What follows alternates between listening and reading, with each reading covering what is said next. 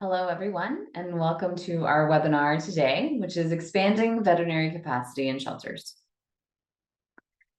I'm going to start with a question for all of you out there watching. How many of you have experienced in some way the shortage of veterinarians, whether that be in your personal life or your professional life? Me too. I'm a vet, but without my own clinic, I had to wait months, literally months, to get a dental on one of my own personal pets.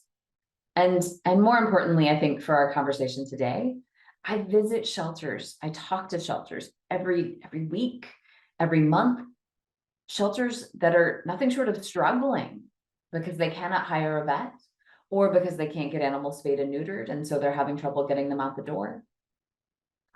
I'm Dr. Erin of I'm medical director for Best Friends Animal Society. And in this role, one of my favorite things to do is shelter outreach. It's talking to shelters, all of our partner shelters across the country. And this is something that we're seeing across the board, across the movement. There are not enough veterinarians. And we, as shelter professionals, some of us as shelter vets, we have to figure out how to do more, how to save more lives, to treat more animals, to do more medical, to do more surgery, but not to kill ourselves or our staff in the process. Because burnout is a part of the reason we're so short veterinarians. The veterinary profession, the entire industry, is in nothing less than a crisis. And so I would also ask, how many of you out there, you physically cringe when you hear me say these words? We have to do more. I just want you to know that I see you, I hear you, and that as a standalone statement, that causes a visceral reaction in me too. So this is what we're here to talk about today. It's strategies to sustainably expand veterinary capacity in shelters so that we can save more dog and cat lives, but also understanding this isn't a zero-sum game. It doesn't have to be the work, the life-saving work, or our own personal lives. We actually can do both. So let's talk about how to change the way that we work so that we can do more without breaking ourselves and our staff in the process. This is our overview for today. So we'll talk about some of the background and some of the data that we do have around the veterinary shortage. We'll talk about strategies to increase capacity. So things like utilizing our support staff, volunteer programs, foster programs. How can we leverage technology? What about utilizing protocols in shelters for medical conditions? Are there ways that we can engage with private practices and partner with them in order to expand our capacity? What does this mean for spay neuter programs? We'll talk about strategies for disease prevention and how that relates to your veterinary capacity. And then we'll spend a little bit of time on veterinary recruiting and veterinary retention in shelters. First, let's start with some background. So why is this so important? What are the trends that we're seeing? What do the data say? Well, since 2019, on the AVMA's career site, there were 18 jobs open per job seeker for veterinarians and 6 jobs open per job seeker for technicians and assistants. And so this is the gap. You can see the trend that it's widening. There are more and more positions open, and the number of job seekers is actually not changing that much. And overtime is actually trending downward. This is a dramatic shift. When I graduated in 2009, all of the veterinarians in our class, we all found jobs, but it was hard, and it maybe wasn't the job you exactly wanted, and maybe there was only one opportunity. And I know that many of us out there actually remember this time, right? We were being told that there was a surplus of veterinarians, and it was an employer's market then, but that is absolutely not the case now, right? And we can see this trend continuing. Now, this data is from the AVMA and just on their career center, and so the question, that we could ask is this representative of the entire market? And I don't know that we know the answer to that, but this does cover a pretty wide range of veterinary positions. And so in at least in our anecdotal experience from the shelters and the veterinarians and the clinics that I talk to, I do actually think this is pretty representative. The article on the left here is from The Atlantic. So even mainstream media is picking up this trend in this story. And in this AVMA article that you see here on the right, The author actually suggests that it's not, in fact, a veterinary shortage, but actually the veterinary practices have become less efficient, initially due to the pandemic and things like curbside services, and then due to things like higher staff turnover, which is absolutely a trend that we've seen. In this article, the authors go so far as to say that adding additional companion animal veterinarians won't solve the problem.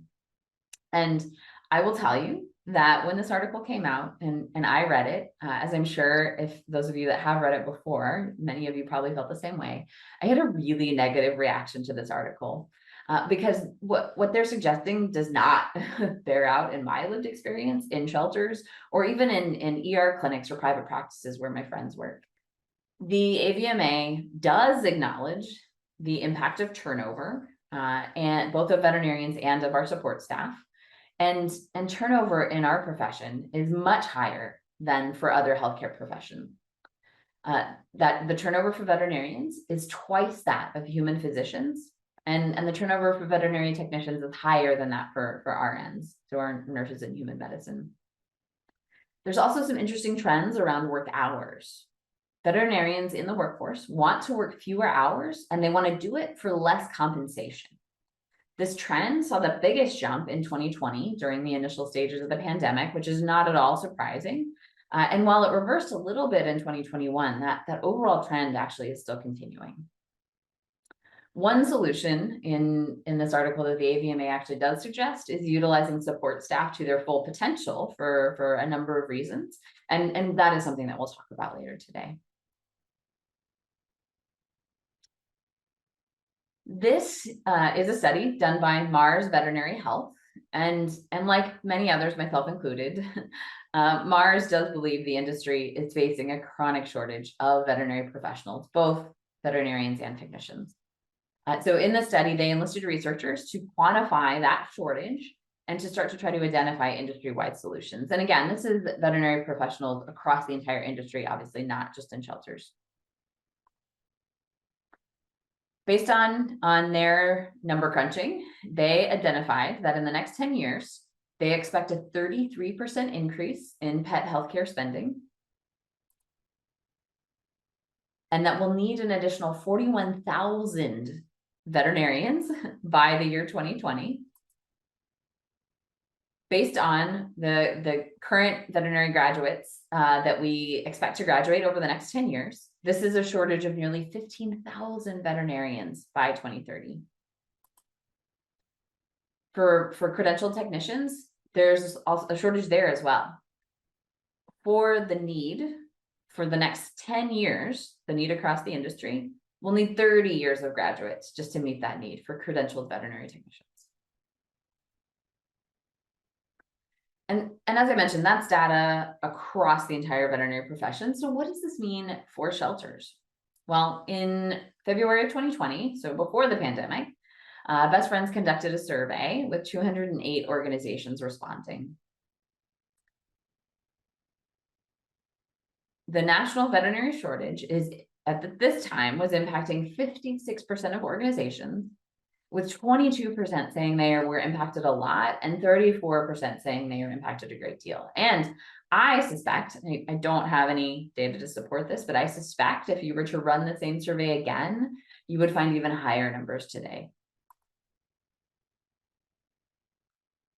This was a survey that the Association of Shelter Veterinarians put out to their membership. And their membership is made up of shelter veterinarians. In the survey, 53% of respondents were considering leaving their job in the next 1 to 3 years.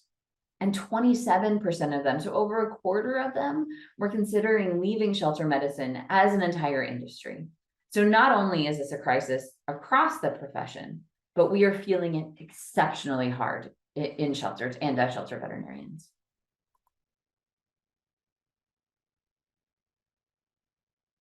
We need more vets, but we don't necessarily have more vets. So what can we do to increase medical capacity in our shelters and our clinics? How can we change the way that we work so that we can save more lives with the same number or potentially even fewer humans in these veterinary roles for veterinarians and for technicians. And so that's what we're here to really talk about today, strategies to increase medical capacity in shelters. First, we'll talk about utilizing support staff. Of all of the strategies that we are going to talk about today, I think that this one is probably the most effective, and it will impact other areas too, like your ability to implement medical protocols efficiently, which is a topic and is a strategy we'll talk about in a bit. This is a picture of two of my technicians at a Texas shelter getting a parvo puppy set up. At this particular shelter, the only reason we were able to create parvo, ringworm, and heartworm programs was because of hiring skilled veterinary technicians to manage those programs. This was a shelter that took in around 30,000 animals a year, and there was essentially less than 2 full-time veterinarians overseeing that shelter. And so again, the only way that we could treat a lot of these medical cases was by leveraging our support staff. When I talk about support staff, who is that? Well, certainly it's our veterinary technicians and our veterinary assistants, but it's also our kennel staff and our client service professionals. And so the question I always get asked is, well, how many support staff do I need? If I have X number of veterinarians, how many staff do I need to support each veterinarian? And or how many support staff do I need for a given intake or a given number of animals on site? And I'm just gonna be very candid and say there is no magic number or formula, as much as we want it to be. There to be one. There is some data out there in private practices that we can look to. So according to research presented at the 2019 AVMA Summit, productivity in companion animal practices maximized at a tech to vet ratio of 4 to 1. Even assuming a more conservative ratio of 3 to 1, there was still some efficiency there. And the thing that I'll say is, instead of a number, I would encourage you to think a little bit differently. And as I mentioned, so these are private practice numbers. And so does this look different in shelter medicine? Does this look different in high quality, high volume settings for spay neuter? In my experience, for me in a high volume practice, I need the support staff equivalent of about 4 to 5 people in order for me to be the most efficient as possible at spay neuter. And so while we have some of these numbers or these guidelines that are out there, and maybe 4 to 5 to 1 is a good ballpark to shoot for, it can just really depend on your situation. At that same shelter that I mentioned in the previous slide, with a very, very limited number of veterinarians and a really high volume of animals, it was something more like 10 to 1, so 10 to 12 technicians for each veterinarian. And so instead of thinking about numbers, really what matters is this: everyone is practicing at the highest level their license allows. And so what I mean by this is looking at the medical staff and the support staff that you have, making sure that vets aren't doing things that technicians can do. Techs aren't doing things that assistants can do. So vets don't draw blood. Vets don't prep patients for surgery, right? Veterinary technicians don't clean kennels and they don't feed animals, right? The data for private practices says that on average, technicians only use around 30% of their available skills and competencies by some estimates. And so this is not something that generally the profession does well.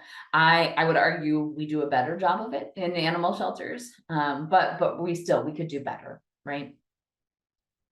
Instead of this sort of ideal ratio or an ideal number, really think about what's going on in your shelter and think about this idea of practices or everyone practicing at the highest level their license allows. Think about what your support staff are doing and think about what your veterinarians are doing. Could some of those duties be shifted? Can you redesign processes such that your veterinarians are freed up to do more vet things? And so I've listed out here just some of the things that we can consider for our support staff. Initial triage and assessment, right? So when an animal first develops a medical problem, it doesn't necessarily have to be the veterinarian that's the first person to lay hands on that animal. Our skilled veterinary technicians can do that, and they can handle a lot of those most common medical conditions that we see in shelters. And we'll talk about using protocols to do that in a little bit later. Can those staff collect vitals and photos or videos? So maybe we can provide some additional information to the vet, but they don't actually have to go lay hands on that animal. Depending on the size of your shelter and the setup, how many facilities you have, that could be a big place where time is spent, right? So let's try to do some collection of vitals and additional information without actually having the vet go to that animal. Can they collect samples and images? Same thing, before the vet actually evaluates them. Can they, either based on protocols or based on their assessment of that animal, get some of that additional information? Technicians can perform minor procedures. Can they also help set up for major ones? If we know an animal is going to need a minor surgical procedure, can the technicians just start getting that set up? So the vet just has to roll in and start that process. Data entry. Can our technicians or our support staff do the notes for the veterinarian even for complex cases?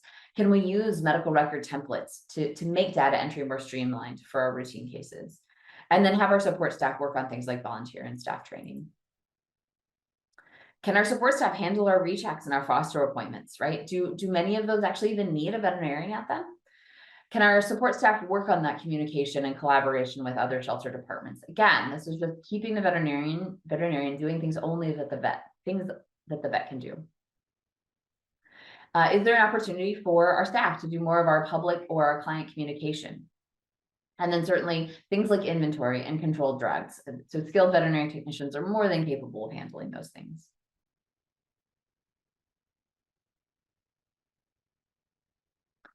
For those of you out there watching, I would encourage you to ask yourselves, if you're a veterinarian, what in your day-to-day, look at what you're doing and ask yourself, can I delegate this task? Could I have someone else do this? And that might be in the moment. And I do recommend thinking about that, reevaluating that constantly.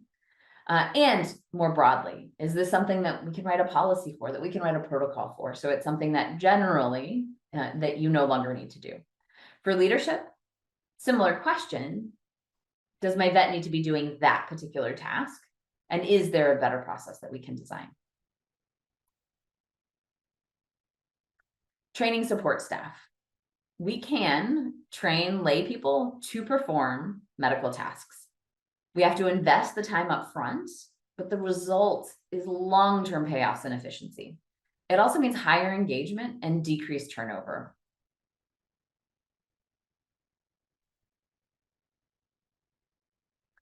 As I mentioned, we know there's a shortage of veterinary technicians as well. And in fact, in some shelters that I'm talking to, this impacts them even more than the veterinary shortage does. Technicians are leaving veterinary medicine. And so why is that?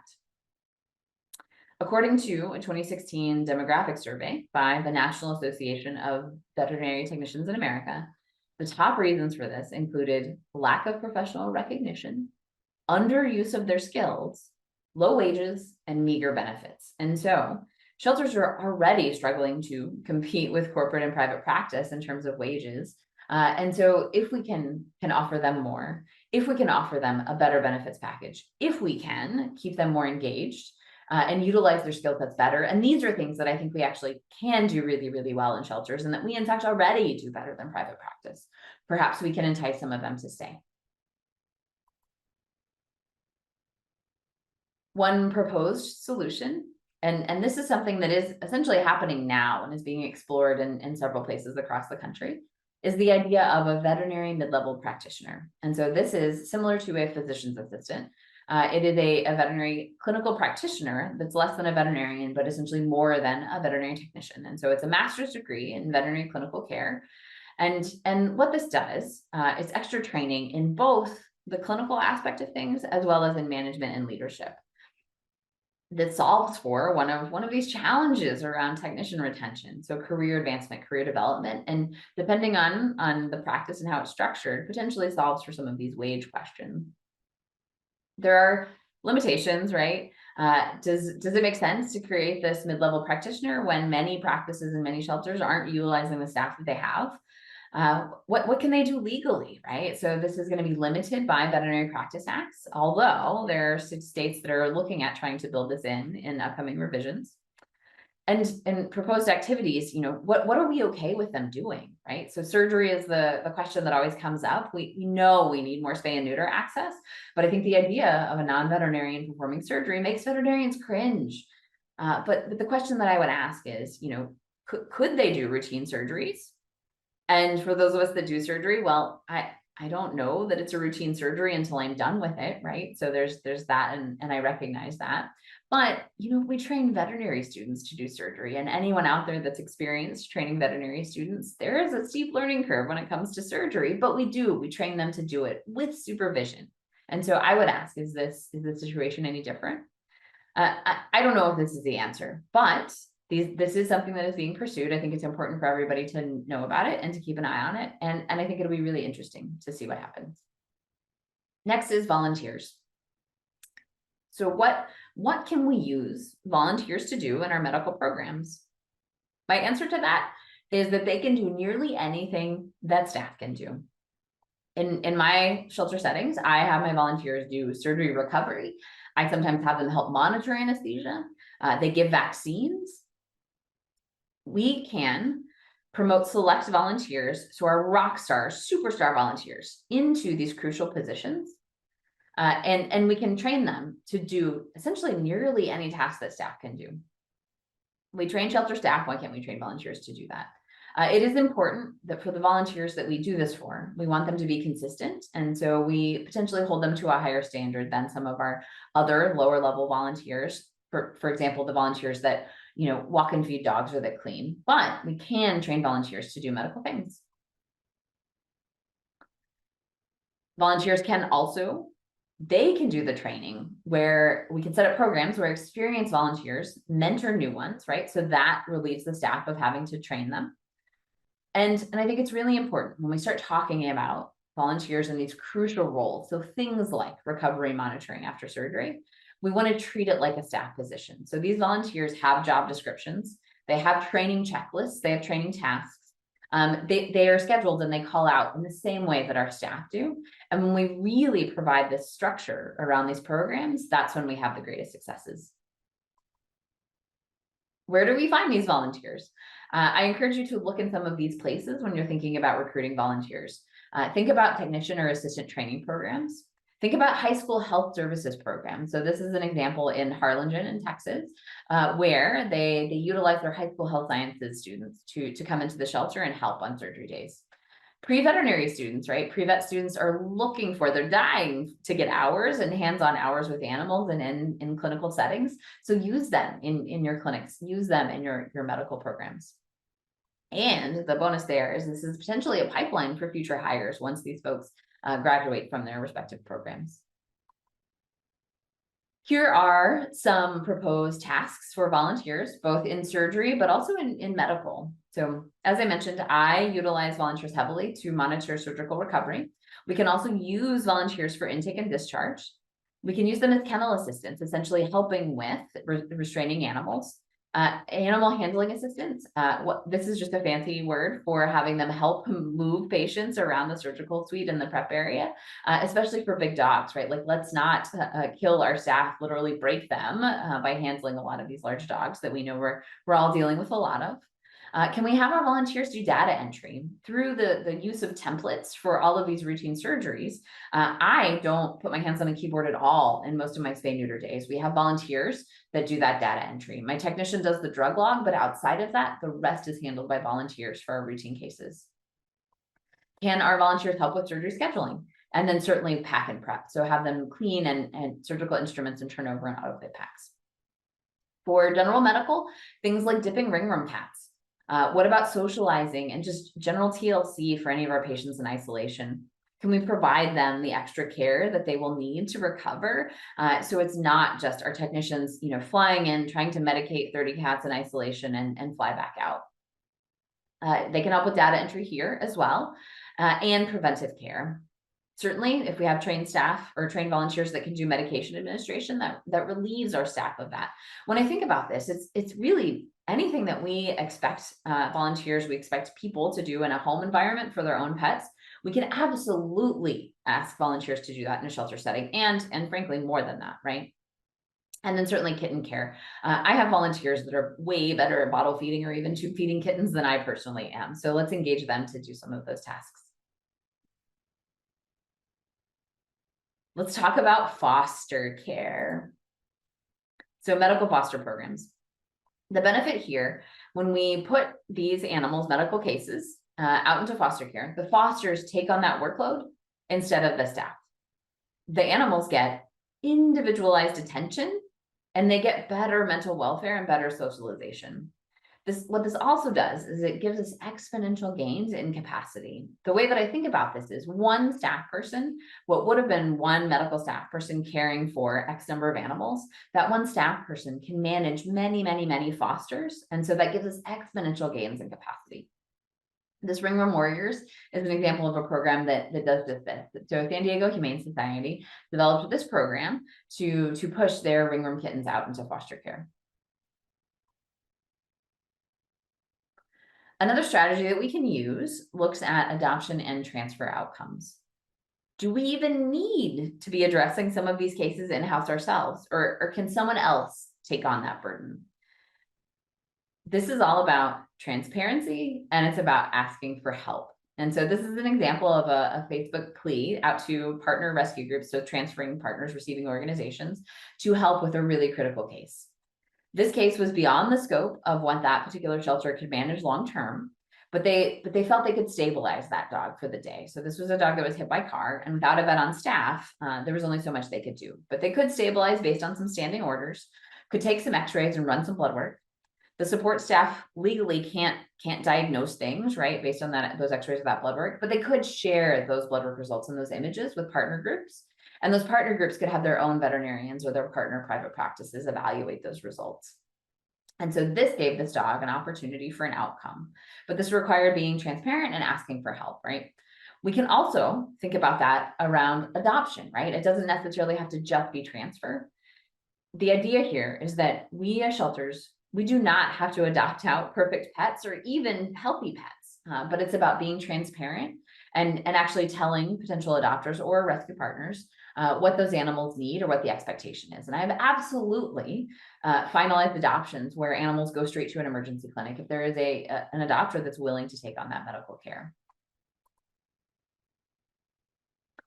This definitely works for examples like that hit by car dog, but it also works for entire populations. And so these are all examples of ringworm, right? Ringworm is labor intensive to treat in a shelter setting.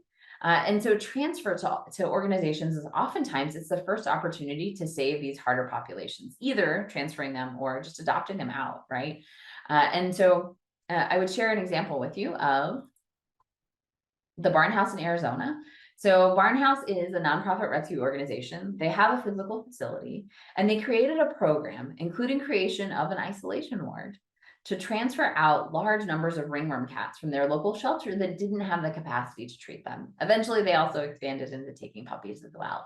And so this, like I said, it's the first potential outcome for some of these animals. It's to just outsource that care to other organizations or even to the public, to adopters that are willing to take those on. Another example of medical care that we can critically evaluate, like, is this something we even need to be doing at all, is when it comes to return to field outcomes. So when we have cats that are destined to go back out to their communities. In some cases, we can even ask ourselves, is this in the best interest of the individual animal? We know holding cats in the shelter for treatment is stressful. So when it comes to things like upper respiratory infections or even ringworm, can we release these cats back out? And is it actually, in many cases, it's better for those animals if we do release them back out into the community. The first ringworm cats to be saved at many shelters are the return to field cats. When it's not acceptable to just release as is there potentially a one and done treatment that we can use? That means we don't have to keep those animals again in the shelter for long-term medications. And so certainly prioritizing those one and done treatments. Next strategy that we'll talk about is going to be leveraging technology. Can we utilize telemedicine and telehealth to our advantage? What about using our shelter software to streamline processes? And then other platforms and tools that exist that shelters are using. First, let's talk about telehealth. So what is telehealth? That is the overarching term that encompasses all of these various things, from telemedicine, teletriage, teleconsulting, telemonitoring, and on and on. Each of these terms, the definition is based on who is involved and who is communicating with whom. Many of these things we've actually been doing in shelters for many years. Another important factor in which of these techniques we're using, or what the actual term is based on the veterinary client-patient relationship, so the VCPR. It's important to note that in most places, a VCPR cannot be established solely via electronic means. And even in the places where it can be established that way, there are certain limitations based on federal regulations. There is a push within the industry for this to change, but it's important to know what your regulations are, what federal regulations are, what your state regulations are, as that might impact what's allowed here. First, teletriage. This is communication typically between shelter staff and the caregiver or the foster. This is answering the question, does this pet need to be seen? So triaging to decide, does this pet need to be seen by a veterinarian? Shelter staff routinely do this for fosters and have been doing it for a long time. And so really the opportunity here, I think, is to not necessarily just rely on medical staff to do teletriage. It's training your foster coordinators, not traditional medical staff, to do this job. Provide them SOPs that help them determine what an emergency is, or even outsourcing this to local private practices. So this is an idea that we've piloted in our Houston program fairly successfully. We have an urgent care clinic that we have a partnership with, and our foster homes can call that clinic after hours and get some guidance on whether or not those animals need to be seen. Telesupervision. So this is communication between the veterinarian and usually a veterinary technician or a veterinary assistant. In shelters, what this often looks like is the vet is not on site, but the technician or the assistant is. And so the technician is evaluating the animal and then either calls or potentially messages or sends pictures to the veterinarian, and the veterinarian advises on testing and treatment. Now, in some cases, the vet has not necessarily seen this particular animal, but again, depending on local regulations, if we have that VCPR requirement that needs to be satisfied, sometimes this can be satisfied by their familiarity with the herd or with the population and premise visits. So having been to that shelter and making routine visits there. Telemedicine. So telemedicine is when the vet actually diagnoses, prescribes, treats based on an electronic visit. If there's a VCPR requirement, sometimes that requirement can be met through that population familiarity for shelter pets, or because the vet had seen that animal in for example, for spay neuter surgery before it went home in the case of adopted pets. Ultimately, there is the argument out there that deciding whether a VCPR can be established solely via electronic means should be up to the veterinarian. And that's actually something that I personally do agree with. We as veterinarians, we should be able to use our medical judgment to decide, when can we base treatment recommendations just based on that electronic visit. But again, some folks don't agree, and there are a lot of regulations and barriers in place around this. If you're interested in telemedicine, I encourage you to check out the Association of Shelter Veterinarians position statement. It says just that vets should be able to use their clinical judgment to decide what is appropriate for telemedicine and what is not. That the vet can decide when establishing a VCPR via electronic means is appropriate. More and more these days, we also have the potential option to outsource some of this teletriage to telehealth companies, particularly when we think about fosters.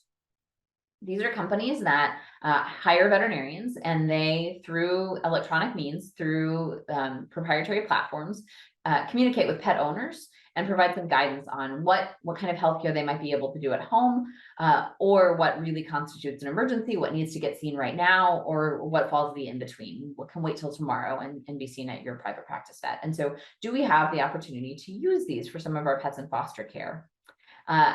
There's certainly some limitations that we're concerned about here, right? So what constitutes an emergency, experience with common conditions. When I think about our common pets in foster care, it's neonatal kittens, right? And that is something that as a veterinarian, I did not learn that in school. I did not gain kitten knowledge until I started working in shelters. And so I think those of us in shelters, we worry if we start using these services, will we end up with more animals being sent to the ER? I will tell you in the shelters where I've utilized this, that concern has actually not been borne out, but it also hasn't been as useful as we hoped it might be. Best Friends has also explored partnerships where this is a post-adoption perk, as well as provided for our own adoptions or for shelters that we're actually working with. I do absolutely think that there are opportunities for telemedicine to be used for our pets in foster care.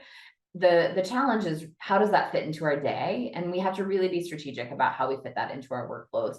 Same things that private practices are dealing with. And so it's really being strategic about that. And then combining that with utilizing our support staff. So can some of these be technician appointments? And then the tech elevates only those cases which really need to be elevated to the veterinarian.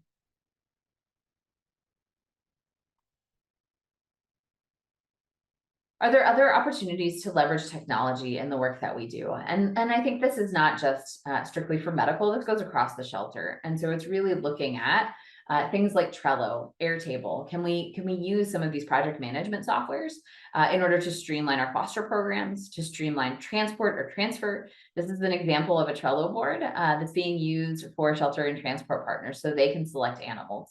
And so this takes that back and forth communication from the rescue team or the transport team. It removes that back and forth and that constant checking of email. Can we use this for the medical team to see what each animal needs prior to going on transport, what's been selected? And so I encourage you to think about how we can utilize some of these softwares. There are a ton of different options out there for scheduling, as well as these project management platforms for cross-departmental work.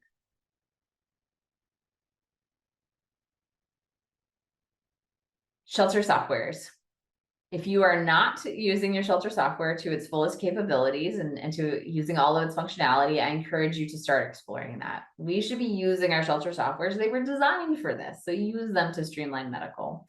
Use your shelter software for vaccine reminders, for preventive care. Track your diagnoses, your infectious disease in your shelter. Use it to follow who needs surgery or who needs certain diagnostics that might be holding them up in their pathway.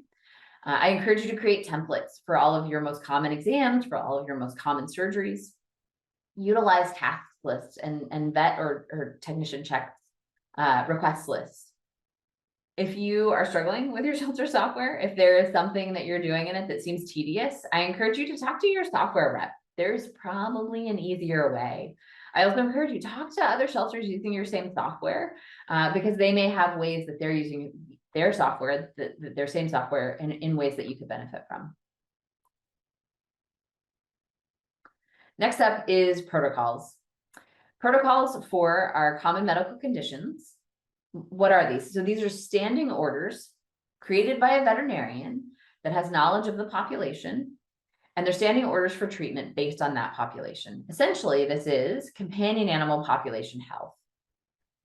We use a standard approach to common conditions. And so why wouldn't we write protocols for this and empower our technicians and our support staff, our trained staff, even our foster staff, to implement these protocols so the veterinarian doesn't have to get involved with these common conditions. We can also have protocols for after hours things and for emergencies to handle some of those more challenging cases.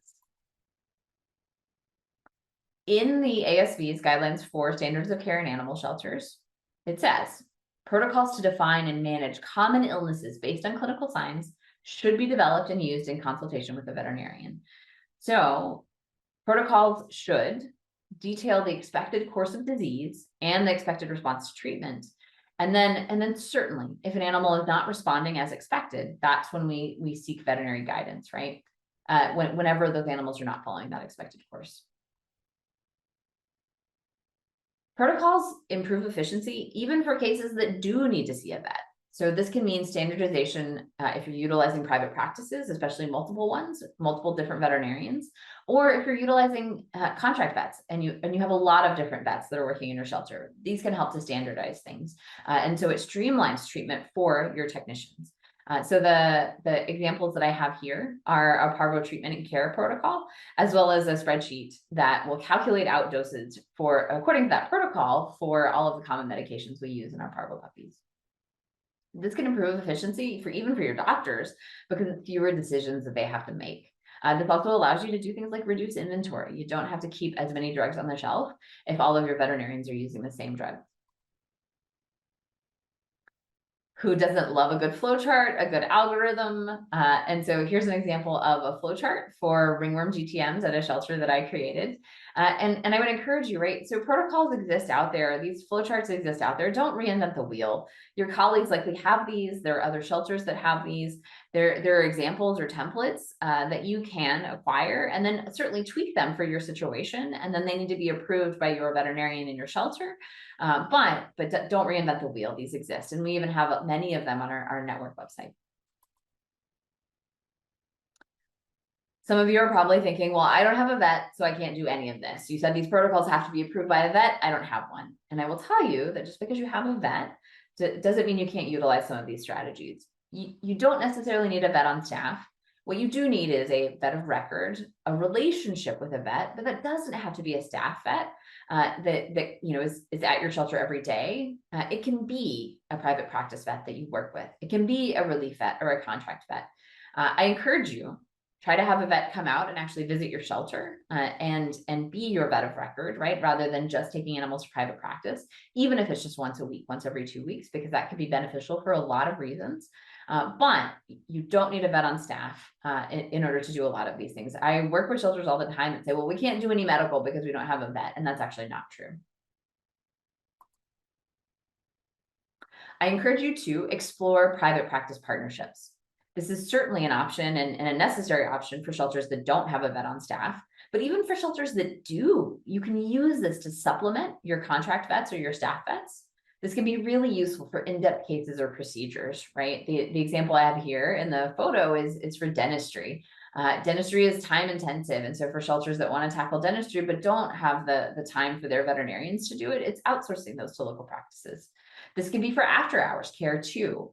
So develop a partnership with an emergency practice where animal control officers can potentially take those animals directly to that ER. Can this be utilized for foster pets? Or as I mentioned earlier, like we've been doing in our Houston program, can we use those practices to triage cases for fosters and for non-medical staff? I encourage you, if you're going to do this for after hours care, have some sort of maximum dollar amount that the emergency clinic needs approval to go over, and do set up some pre-approvals for basic stabilization. Again, another option for this as well is going to be telehealth. And that's certainly something that you can explore as we have more and more of these platforms available. When I think about private practice partnerships, certainly there are benefits to the shelter, right? It allows us to expand our capacity for cases that can't wait to be evaluated at the shelter by a veterinarian. This allows those cases to be seen. Potentially we can negotiate some discounts, and it's easier for fosters, right? Like that process is more familiar for them.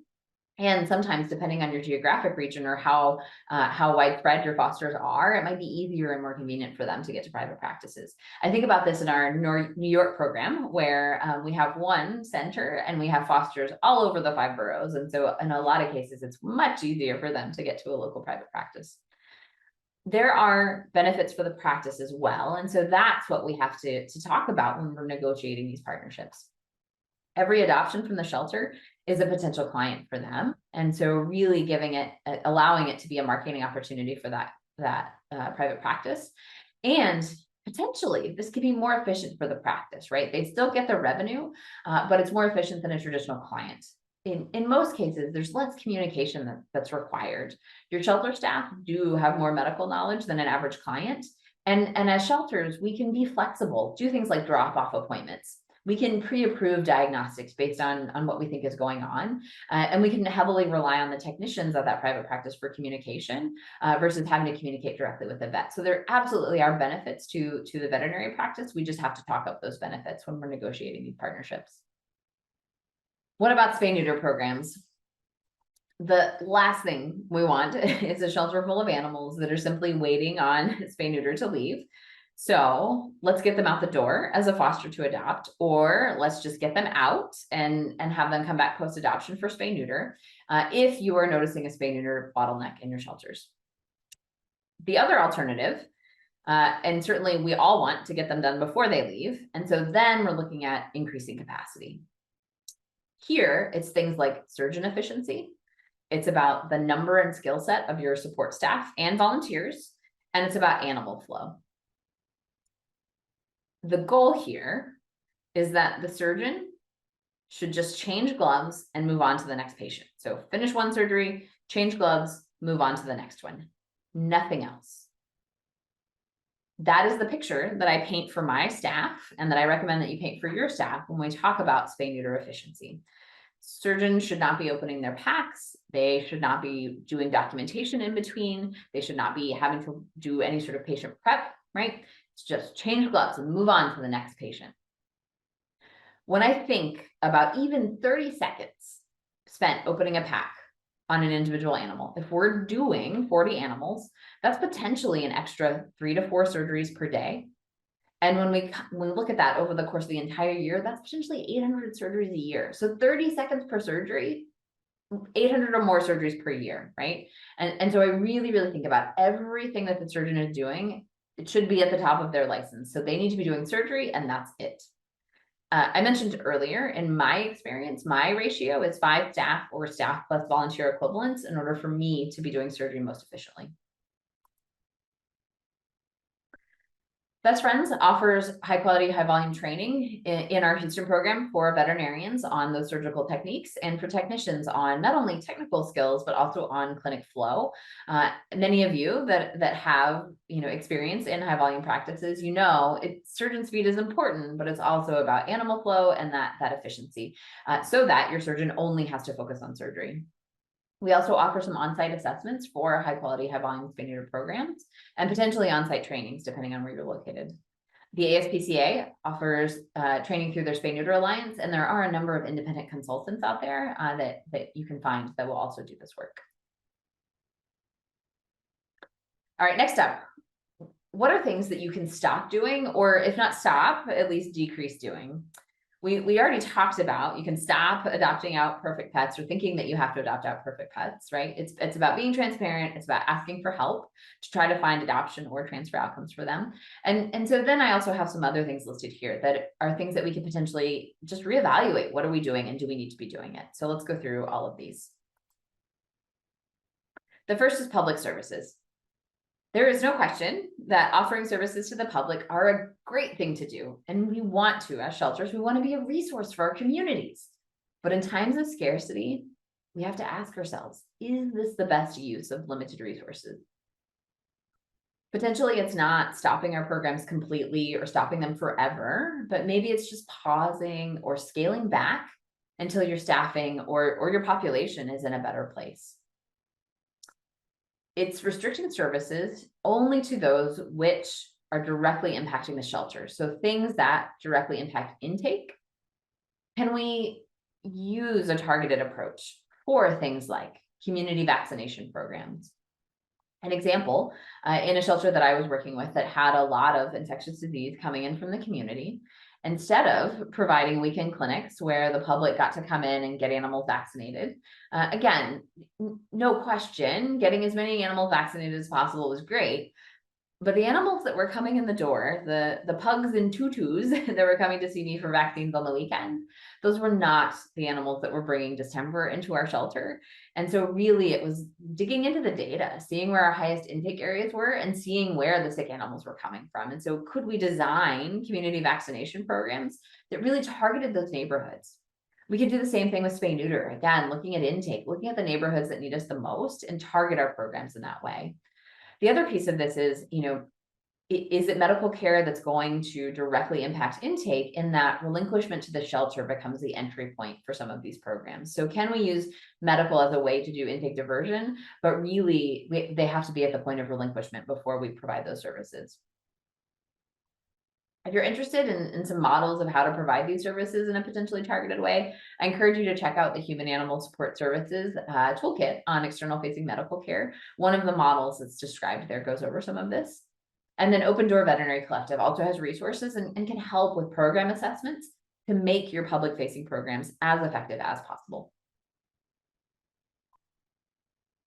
Next up for what can we potentially stop doing? I would say, hands down, if you are still feeling leukemia FIV testing, I encourage you to question and potentially stop this practice. The trend in recent years has been away from testing healthy cats, and many shelters over the past decade have stopped doing this. And if you are still testing healthy cats, If you're using this as a screening test for all cats in your shelter, I am telling you now that you should stop doing it. Not only can you utilize those resources more effectively, but it's also potentially detrimental for the individual cat. When we test a healthy cat and we get a positive result for diseases like feline leukemia and FIV, for which we have low disease prevalence in a population, which again, we do in most feline populations, when we get a positive result, it's more likely to be a false positive, meaning we have a positive result that that cat doesn't have this disease. I encourage you to use your data, go back and look. How many positive results are you even getting? When I've asked shelters to do this, sometimes we go back and dig into the data and they haven't even had a positive result in over a year. Even the American Association of Feline Practitioners guidelines recognize this balance of resources, the expense of the testing, the labor involved, the stress on the cat. They recognize this balance and they allow for the burden of retroviral screening to be shifted to the adopter. So based on limited resources, low prevalence in population, the fact that these diseases are unlikely to be transmitted in a shelter environment, and because when we get a positive result, we don't even know if it's real, and confirmatory testing is complicated, right? So there's difficulty with test interpretation. And so based on all of that, I encourage you to question this practice. And if you're still testing healthy cats, it's time to stop. Let's expand that and look at other diagnostic testing. Are there diagnostic tests that we're running that we maybe don't need to? And at the bottom, I have the question here. Will this test change what we do? And really, that's the question that we need to ask ourselves anytime we're running diagnostic testing in the shelter. Is there an empirical treatment available? Can we utilize protocols for these empirical treatments that mean that we don't have to take the time and the resources and essentially the staff time is the biggest one to run some of these diagnostic tests? The picture here I have with the question mark is of a fecal, because that's a really common one in shelters that I see a lot of shelters running. You know, fecals are imperfect. We can miss things on them. And so if we are, regardless of what we get on that fecal, we're still going to use the same deworming protocol. Why are we taking the time to run that test? Certainly, there are instances when this is a good thing to do, but maybe it's not every single case, right? And so really it's weighing the cost of getting it wrong, right? What if we try to treat empirically and it's not that, versus the cost of the test, which includes the cost of the test itself, but also the labor, the veterinarian's time to review that test, right? And to interpret those test results. So sometimes it's worth it to choose an empirical treatment. So ask yourselves, will this test change what we do? And if the answer is no, then potentially it's not a test we need to be running. There are times when we do want to use diagnostic testing in populations. And so in the population health context, that's what I present here is what are the indications that we do need to test. And so an example might be something like kennel cough. I would not routinely run a respiratory panel on any coughing dog in the shelter setting. But if we are noticing an increased incidence, so more cases in our population, that's an instance where we want to run that. Are we seeing more severe disease? So are our kennel cough cases getting sicker? Are they getting pneumonia, right? That's an indication to potentially run some diagnostic testing. And finally, just routine disease surveillance. And that's something you can talk with your veterinarians about for diseases you commonly see. We want to know when there are upticks in disease in our population, because that's going to be a population health concern. Conserve your veterinarian's bandwidth to do this big picture population health to guide these big decisions rather than individual cases of coughing dogs. And so again, this question is, what can you stop doing? Diagnostic testing, unless it's going to change what you do, unless the cost of the test outweighs the cost of getting it wrong, or you have one of these population issues that you need to sort out. Routine or basic care. Certainly do not stop doing these. These things are definitely things that still need to be done, but who is doing them? And so potentially if you're having a vet, or in some cases, even a technician doing some of these things, maybe we can stop those humans from doing these particular tasks. So can we better utilize support staff, assistants, kennel technicians, our foster staff, our volunteers? So stop using vet time on routine preventive care, right? Utilize our support staff. Cost saving. So who doesn't want to save money, right? And with medical, any dollars that we save on general medical care means more dollars that we have to devote to things like outsourcing. So saving money can mean expanding your capacity. So you can supplement that capacity with contract vets, with day practices or additional support staff. So think about all of these strategies to save money in your medical program. So choose empirical treatments. Choose your diagnostic testing judiciously. Create a friends of group for financial support. Utilize Amazon wish lists for supplies.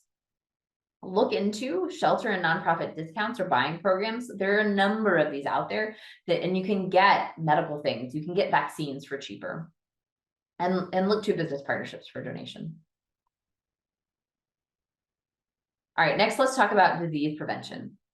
We've been talking about expanding veterinary capacity. And so why are we going to talk about disease prevention? Well, because I'm a shelter vet and I can't talk about any topic without talking about infectious disease and especially prevention. But really, here's why. It's preventing disease allows us to use limited veterinary resources where they have the most impact.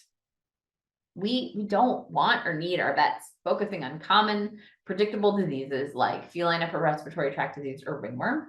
And so not only can we have protocoled approaches to these common conditions, let's also think about focusing on prevention in the first place. So it's not taking up our vets' time or even our staff's time to identify, to isolate, to treat. And so those individual animals aren't getting held up in the shelter. In an ideal world, the vet focuses most of their time on designing those broader protocols. They focus on population health. They focus on complicated cases that actually need a vet's involvement to manage, and they're involved in the executive leadership in the shelter.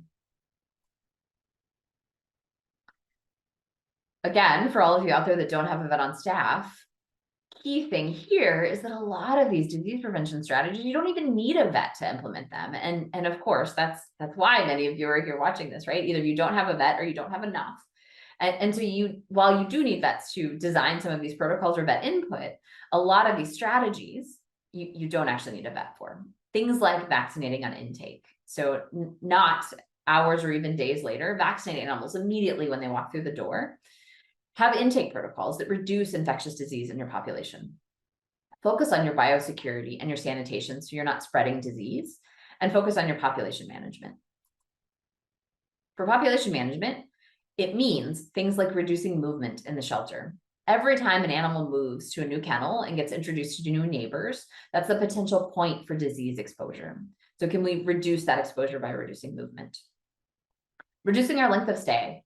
Length of stay is one of the biggest risk factors in disease for shelter pets. And so if we can reduce that length of stay as much as possible, it reduces their risk of that infectious disease and it increases our overall life-saving capacity. Population rounds. So what are population rounds? We'll talk about that in a little bit, but if you're not doing them, you should start.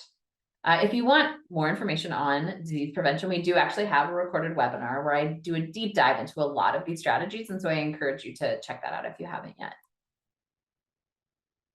How many of you out there know your average length of stay in your shelter? If you're not tracking your average length of stay, then you should be, both for individual animals and your average for the population. Why does it matter? It is the most important risk factor for infectious disease. It also results in stress, right? The longer animals are in the shelter, the more stressed they are, and that contributes to disease. Many of our animals will see behavioral decline in them the longer they spend in the shelter.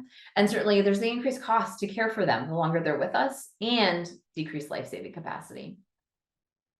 So what are strategies we can use to decrease length of stay that will then increase our capacity as well as decrease disease? Things like fast tracking. So our most highly adoptable animals, let's get them out the door as quickly as possible. Make them visible immediately to the public and get them out. Prevent disease, right? Disease, and not only does length of stay contribute to disease, but once those animals get sick, they're stuck in the shelter longer. Identify and remove any bottlenecks in your shelter. Things like, medical care or spay and neuter, right? Identify those bottlenecks and remove them. Manage your intake. So manage your inflow of animals if you can, and open selection. Make animals visible to the public even before they're officially available, right? If the public can express interest in an animal, even though they're on their stray hold still, the moment that stray hold is up, they can scoop up that animal and get them out of the shelter. But the public has to see those animals on the website and in the physical shelter in order for that to happen. Take a proactive approach. I put the big blocky headed dog in the photo here. We know the day this dog walks into our shelter that he's going to be a lot harder to get out of the shelter than those kittens up top, right? So can we, from day one, start taking a proactive approach to trying to get this dog out? And then daily population rounds. What are daily population rounds? So this is a physical walkthrough of the shelter. So we do a physical walkthrough and we look at every animal in every area of the shelter, ideally every single day. Who attends? Ideally, it's somebody from medical and somebody from operations then that's the minimum, but also all of these other staff if they're available. So somebody from behavior, somebody from adoptions, somebody who's working on rescue and transfer, our foster staff, and ideally somebody from our social media team. What are the goals? Well, it's to improve the quality of care for individual animals, but really it's to minimize length of stay. It is a way to proactively manage your population. And not only is it better for the animals, it's better for the staff too. It's an opportunity for staff to collaborate with one another. And I have seen this dramatically change the interdepartmental relationships between teams. And of course, increase life saving. For every animal, we look at them and we ask, who are you? Are you identified? Do you have a kennel card and a neckband? How are you? How are you behaviorally? How are you medically, physically? Are you where you need to be, right? So if you have an animal that's potentially still in a stray hold area, can we move that animal up so they're more visible? What do you need today? What do you need scheduled? It allows us to address welfare concerns, and it allows us to keep animals moving toward their outcome so they don't get stuck. The dog in the top photo, this is a great example of, are you where you need to be? So is this dog with a snotty nose in general population? Do we need to pull him out and put him into isolation? And then what do you need today? So this is a little cat who was waiting on spay neuter over the weekend for a Monday surgery day, so she could be returned to field. And this poor cat sitting in the shoreline kennel, what she needs is she is very, very, very stressed and she needs a hide box. And so that was something that we were able to identify and to handle really quickly. And that is going to dramatically reduce her stress in the shelter.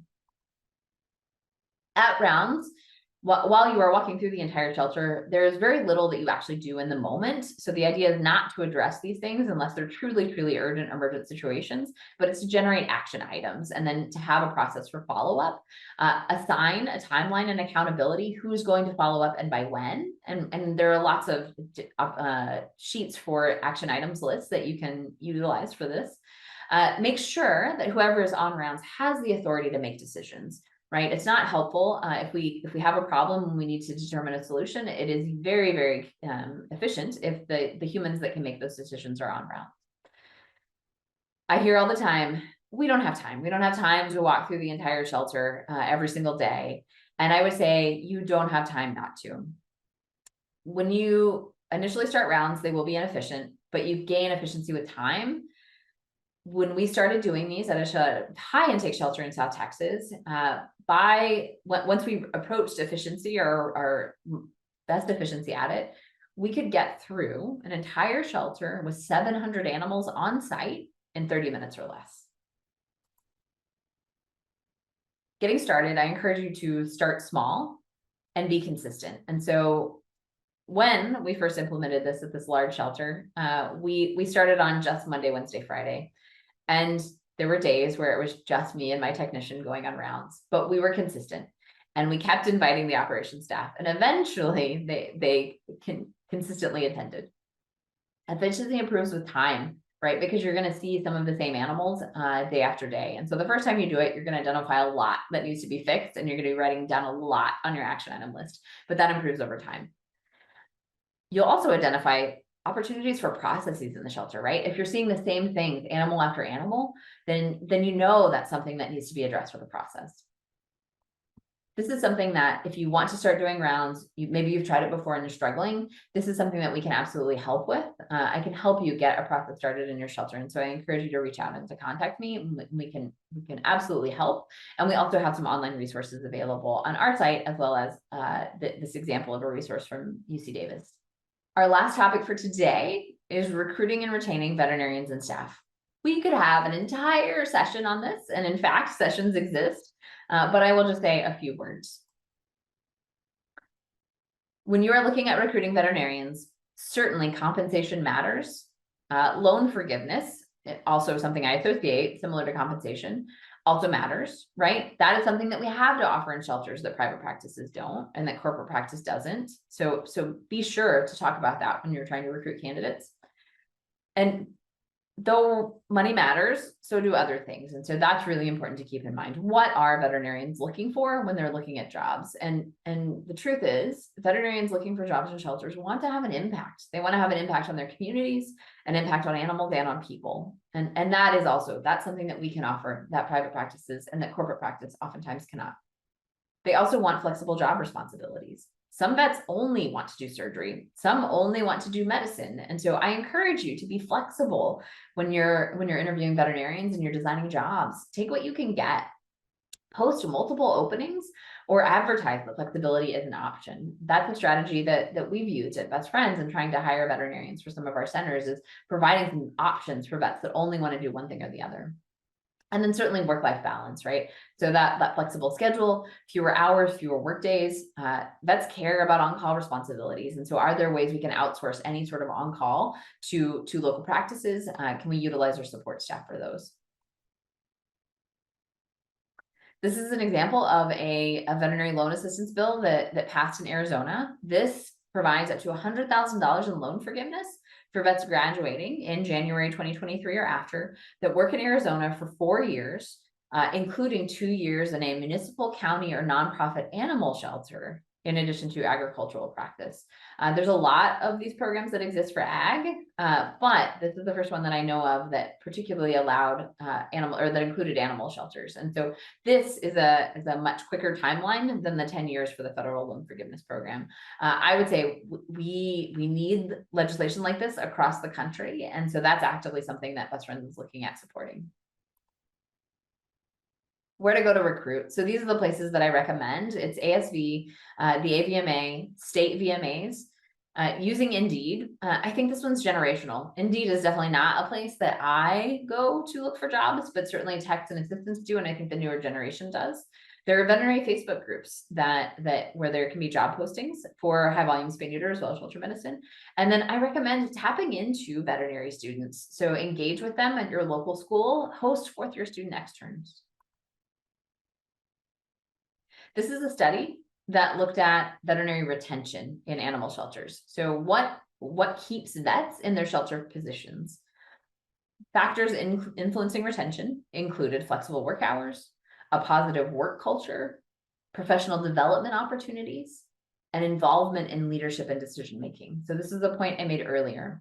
Not only does involving your vet in your executive leadership team mean that you have that valuable source of knowledge and perspective, but it also means that your vet is more likely to remain engaged and to stay in their role.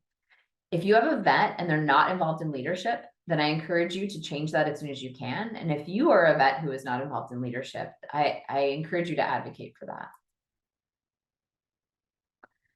This is the survey data from the Association of Shelter Veterinarians survey. 53% of respondents, ASV members, so shelter veterinarians, were considering leaving their job in the next 1 to 3 years, and 27% were thinking about leaving shelter medicine entirely. I gave you those numbers earlier, and they're really scary to me.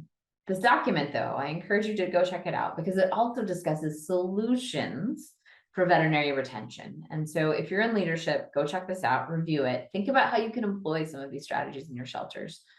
Again, this is a crisis across the profession, but we're feeling it exceptionally hard in animal shelters. I also encourage you to check out this webinar. It's a couple of years old at this point, but it's really great, has good strategies for recruiting and retaining vets. And so let's wrap up today. So key points: who is doing what, and do they need to be at every level? Are veterinarians doing things that techs could do? Are techs doing things that assistants could do? Are kennel staff doing volunteer things? Are there animals in the shelter that could be in foster care? So ask who is doing what and do they need to be? If you identify things that they don't need to be doing, make a plan to shift those duties. And so maybe that means more volunteers or more support staff. Maybe that means hiring a foster coordinator position, but it is way easier to hire a foster coordinator than it is to hire a veterinarian. Accept your new reality. If you have had an open vet position for months, for a year or longer. Maybe it's time to quit wishful thinking and that you'll fill it and really just get moving on ways that you can bridge that gap. Unfortunately, this may be our new reality. How can you streamline operations? So take a step back for a day, for a week, watch what's going on in your shelter. What can you stop doing, or what can you do more efficiently that will buy you and your staff more time? Focus on prevention. Focus on preventing disease so you don't have to spend time treating it. It's better for your staff, it's better for the animals, and it's better for your veterinarians. How can you leverage technology to do your work more efficiently? And if you're asking yourself these questions and you can't see these things, you can't see these opportunities, reach out. This is something that we at Best Friends can help with. We can be a fresh set of eyes to help you assess your programs. We offer a spay neuter workshop, rates approved for veterinarians. We offer training for vets and technicians and support staff in our Houston Lifesaving Center. And potentially we can offer this on site in your shelter or clinic in select areas. We have a shelter medicine outreach program that does shelter medicine assessments and high quality, high volume spay neuter program assessments. We have tons of resources on our network website, so including that disease prevention webinar and playbooks on many of these topics that we've talked about today. There are examples of technology applications to life-saving in this article. Other organizations with resources like San Diego Humane Society. So they offer Ask an Expert. San Diego hosts shelter medicine residents. So these are veterinarians that are doing additional formal training in shelter medicine. And as part of their requirements, they have to do things like consult with shelters. And so they can help you create protocols. They can help you deal with higher incidences of infectious disease in your shelter or deal with outbreaks. And if they can't help you, they can absolutely connect you with folks that can. The University of Florida Shelter Medicine program has some great evidence-based protocol examples if you're looking for a place to get started with protocols. And then other resources available online on ASPCA Pro, including surgical technique videos, resources for clinic flow and efficiency. And if you're interested in exploring telemedicine, check out the Veterinary Virtual Care Association, as well as ASV's position statement on veterinary telemedicine in shelters. Thank you all for watching today. This is my email on the slide there. If you need help implementing any of these strategies, if you need an assessment of your program, if you need help with your veterinarians, reach out to me. These are things that we can absolutely help with. And again, feel free to email me and check out all of our resources on the network website. We are eager to help you figure out how to expand veterinary capacity because we know this is a challenge for so many of you. And the challenge, unfortunately, it's not going away anytime soon. So how can we continue to do this life-saving work and support our veterinarians and our medical teams in the process?